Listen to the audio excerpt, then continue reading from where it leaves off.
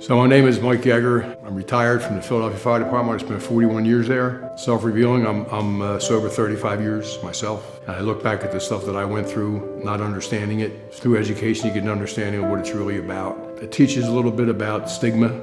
The stigma is really just labeling something that you don't know anything about. It teaches about the brain science to addiction.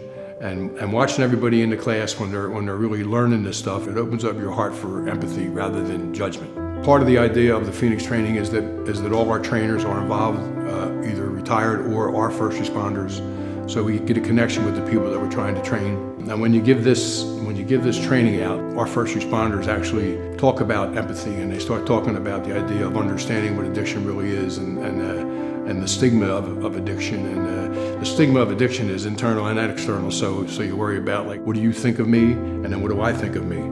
So that whole stigma has to be changed. And so when that happens and you see a first responder having an understanding for the addicted community, changes the game on a positive note. The best part of being involved with the Phoenix training is that you have an opportunity to kind of change the culture. So first responders, police and fire, get calloused toward the community that's involved with substance use disorder because you have so many negative feelings about it, negative scenes, negative things that happen, and so you get calloused about it. So the idea here is when you get an understanding about the brain science and about addiction as a whole, you find out that 99% of the time that the drugs and alcohol are not the problem, there's something behind it. The question is not what's wrong with this person, what happened to this person? It's training in a way that can save lives. I mean, I'm sure it's saving lives. There's no question in my mind about that. I mean, I've had people come up to me after the training and say, listen, I've been to 100 trainings, but this is really something special.